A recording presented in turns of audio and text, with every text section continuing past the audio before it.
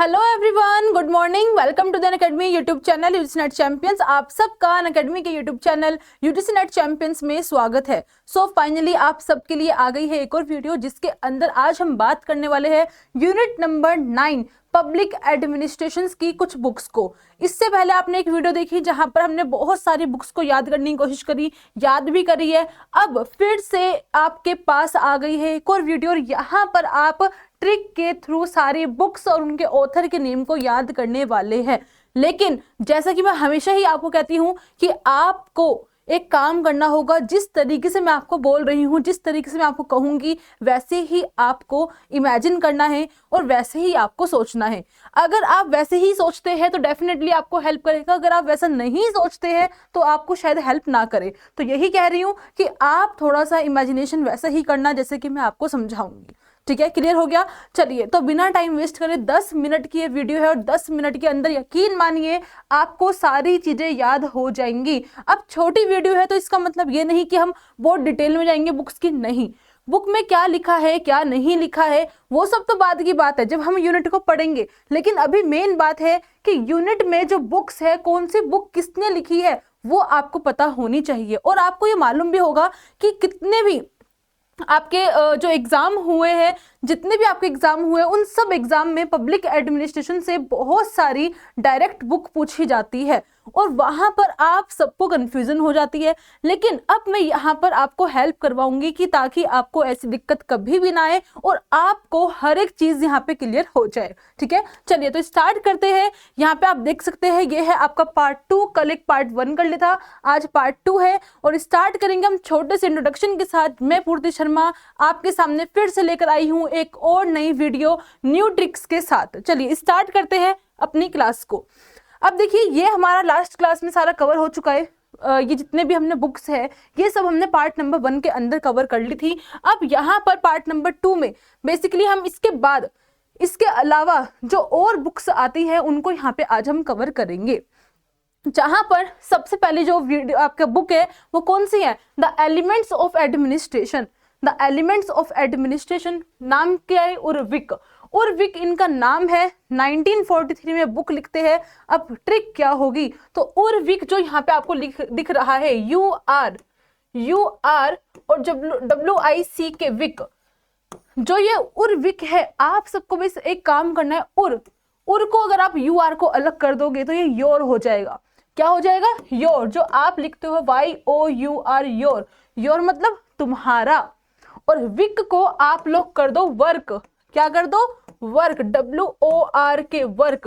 तो your work और Wick यानी कि तुम्हारा काम। तुम्हारा काम।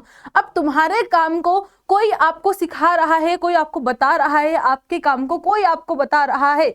जैसे कि मैं ही आपको बता रही हूं कि कैसे काम करना है, क्या करना है। यानी कि मैं आपको एलिमेंट्स सिखा रही हूं क्या करने के? एडमिनिस्ट्रेशन करने के। आपका काम है योर वर्क। आपका काम है क्या वर्क करना? एडमिनिस्ट्रेशन करना। और उसके एलिमेंट्स को कोई भी, या फिर मैं आपको उसके एलिमेंट्स को सिखा रही हूं कि वो एडमिनिस्ट्रेशन आपको कैसे करना है। तो elements of administration, your work यानी कि उर्विक, 1943 की ये बुक है। क्लियर हो गई? जैसे बोला सेम वैसे ही इमेजिन करना। दूसरी बात, अब है आपका piece rate system, shop management, art of cutting metals, principle of scientific management. ये चारों पांचों बुकें ये लिखते हैं FW टेलर। और FW टेलर की जो बुक्स है, एक बार में कहानी के थ्रू मैं आपको याद करवा दूंगी। बिल्कुल एक बार में कहानी के थ्रू एक ही कहानी बताऊंगी, जिसमें FW टेलर की, वो भी क्रोनोलॉजिकल फॉर्म में, सारी बुक आपको याद हो जाएंगी। कैसे? देखो, FW टेलर, यहाँ पे जो टेलर आ रहा है, इस टेलर को आप कैसे याद कर सकते हो? जैसे कि आप देखते हो बहुत सारे टेलर होते हैं, दर्जी, जिनसे आप लोग कपड़े सिलवाते हो ना। तो वही टेलर को आप लोग इमेजिन करिए कि एक टेलर है जिसके पास आप जाते हो, कपड़े सिलवाते हो। वो टेलर जब आया, कैसे आया? अपनी शॉप खोली। शॉप आके खोल ली एकदम ऐसे ही नहीं। कोई भी बिजनेस शुरू करने से पहले आप पहले उसके बारे में एनालिसिस करते हो। आप देखते हो कि हाँ भाई क्या रेट चल रहा है, क्या किस पीस का क्या रेट है। अगर आप ही खोल रहे हो तो आप भी तो देखोगे ना कि भाई किस पीस को सिलने के लिए कितना रेट लगता है, कितना प्राइस लगता है। देखोगे सेम ऐसे ही। तो टेलर जब अपना काम शुरू करेगा सबसे पहले वो देखेगा क्या, पीस रेट सिस्टम, किस पीस का क्या काम है ये देखेगा, piece rate system FW Taylor. और उसके बाद वो शॉप खोलेगा, दुकान खोलेगा और उस शॉप का मैनेजमेंट करेगा, यानी कि शॉप मैनेजमेंट किसकी है, FW टेलर की बुक है। तो सबसे पहले पीस रेट सिस्टम, उसके बाद शॉप मैनेजमेंट करेगा, और जब शॉप का मैनेजमेंट कर लेगा, जब वो शॉप को खोल लेगा, उसके बाद शॉप खोलकर क्या करेगा, उस शॉप के अंदर जो उसका काम है, क्या काम है, कटिंग करना। भाई कटिंग करके ही तो वो सारे कपड़े बनाएगा ना। तो आर्ट ऑफ कटिंग मेटल्स, क्योंकि उस टेलर के पास एक ही कला है, एक ही आर्ट है, क्या करना, कटिंग करना। तो आर्ट ऑफ कटिंग मेटल्स किसकी, FW टेलर की बुक है। बहुत सिंपल है। अब देखिए जब वो आर्ट ऑफ कटिंग मेटल्स कर रहा है, आर्ट दिखा रहा है, कटिंग कर रहा है, ठीक है, वहां पर वो बहुत सारी मशीनों को चलाता है, मशीन चलाता है ना टेलर। अब जब वो मशीन चलाता है, मशीन चलाते हुए मशीनें आपकी साइंटिफिक रूप से चलती है, साइंस के आधार पर चलती है, वहां पे बहुत सारे साइंस के प्रिंसिपल्स को फॉलो करना पड़ता है कि हाँ भाई कैसे आपको अपने लेग्स मूव करने होंगे, कैसे आपको हाथ घुमा के वो सीलने होंगे कटिंग करने के बाद, होता है ना। तो यानी कि आर्ट ऑफ कटिंग मेटल्स करने के बाद वो प्रिंसिपल ऑफ साइंटिफिक मैनेजमेंट करेगा, यानी कि ऐसे प्रिंसिपल्स को फॉलो करेगा जो कि साइंस के आधार पर है और उनका मैनेजमेंट करेगा। तो हो गई सिंपल। ये है आपके FW टेलर की सारी बुक क्रोनोलॉजिकल फॉर्म में, क्या 1895, 1903, 1906 और 1911। बहुत सिंपल था, ठीक है, बहुत सिंपल है, समझ आ गया होगा। तो ये तो हो गई आपके उर्विक की बुक और आपके FW टेलर की बुक। इसके बाद अगर हम बात करें आगे, Elton Mayo, Elton Mayo, Elton Mayo, तीनों ही बुक एल्टन मेयो की है। एल्टन मेयो को आप लोग कैसे याद कर सकते हैं, एल्टन मेयो को अगर हम बात करें, ये बात करते हैं प्रॉब्लम को लेकर, किसको लेकर, प्रॉब्लम को लेकर। ये बात करते हैं कौन सी, इंडस्ट्रियल सिविलाइजेशन को लेकर, कि जिस तरीके से इंडस्ट्रियल सिविलाइजेशन हुआ उससे बहुत सारी प्रॉब्लम क्रिएट हो गई, बहुत सारी।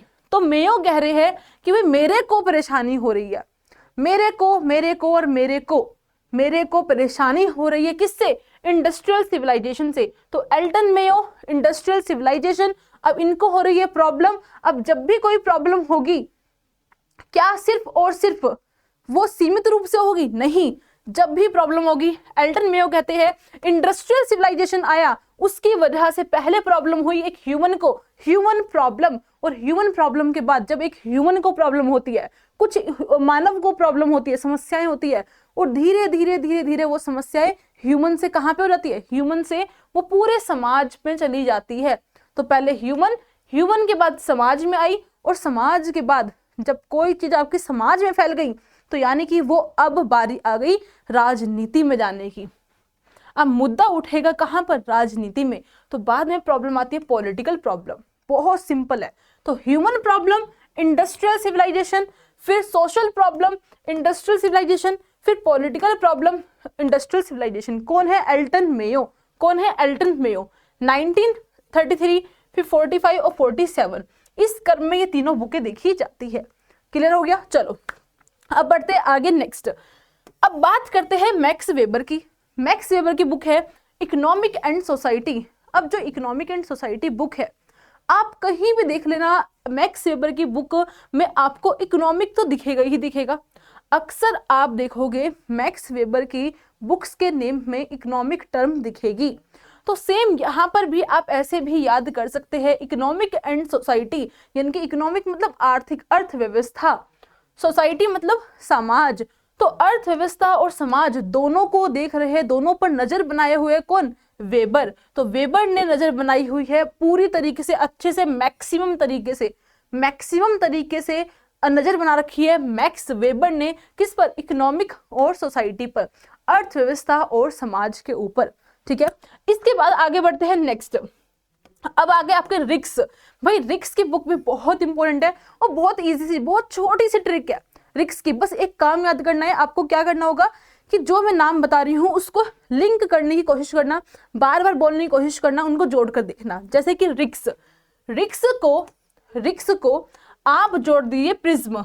किससे, रिक्स और प्रिज्म, रिक्स प्रिज्म, बार बार बोलिए, रिक्स प्रिज्म। तो दोनों का जो एक साउंड आ रहा है, आपको नहीं लगता थोड़ा सा सेम आ रहा है?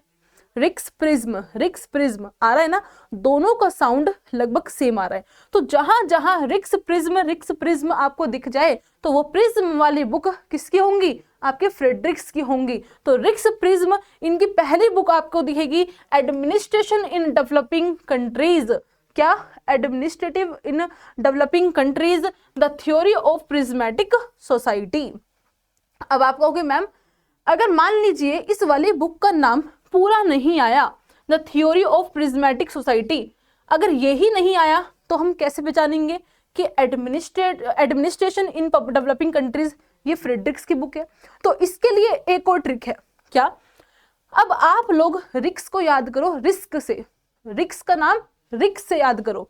ये तो हो गए आपके रिक्स। अब रिक्स को अगर आप कह दोगे रिस्क, रिस्क कहते ना कि नहीं भाई मैं नहीं जा रही बाहर, मैं बाहर नहीं जाऊंगा या नहीं जाऊंगी, मैं रिस्क नहीं ले सकता, नहीं ले सकती बोलते हैं ना, तो आप रिक्स को रिस्क कह सकते हो। अब यहाँ पे है एडमिनिस्ट्रेशन इन डेवलपिंग कंट्रीज, कि डेवलपिंग कंट्रीज में जो एडमिनिस्ट्रेशन है, जो प्रशासन है वो अच्छा होना चाहिए, क्योंकि हम कोई भी रिस्क नहीं ले सकते।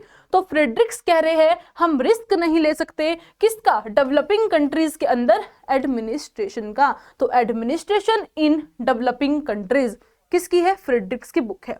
बहुत सिंपल है, मैं कह रही हूँ ना, बार बार बस आपका काम है कि इसको पढ़ना और याद करना, आपको एकदम समझ आ जाएगा। ठीक है, चलो आगे। अब ये दूसरी बुक है आपके रिक्स की, मैंने कहा रिक्स और प्रिज्म, रिक्स प्रिज्म, ये वाली ट्रिक से भी आप याद कर सकते हैं। यहाँ पर प्रिज्मेटिक सोसाइटी रिविजिट, प्रिज्म, क्योंकि प्रिज्म आ गया यहाँ पे, आपका प्रिज्म आ गया, तो यानी कि रिक्स और प्रिज्म, तो प्रिज्मेटिक और आपका रिक्स, तो ये आपको डायरेक्ट यहाँ पे याद हो जाएगी। 1973 की बुक है। ठीक है, क्लियर हो गई? तो इस तरीके से आप याद कर सकते हैं। और ये हो गई आपकी बहुत सारी बुक, कम से कम नहीं आप देखोगे तो 10-11 बुक आप लोग यहाँ पर ही याद कर चुके हो, और कुछ ही मिनट के अंदर अंदर 1 2 3 4 5 6 7 8 9 10 11 बुक आप लोगों ने 10 मिनट से भी कम समय के अंदर याद कर ली है। तो आई होप कि आप सबको पसंद आई होगी, आप सबको अच्छी लगी होगी। तो मिलेंगे अब नेक्स्ट वीडियो के अंदर। छोटी छोटी सी वीडियोस बना रही हूँ ताकि आप उसको बार बार देख सके और बार बार समझ सके। अब इन बुक्स को आपको याद करके आना है ताकि नेक्स्ट क्लास के अंदर मैं आपको एकदम सिखा दूँ। ठीक है, चलिए ओके, सो यहाँ पे एंड करते हैं और मिलते हैं अपनी नेक्स्ट क्लास के अंदर। अभी के लिए bye bye, take care, thank you so much.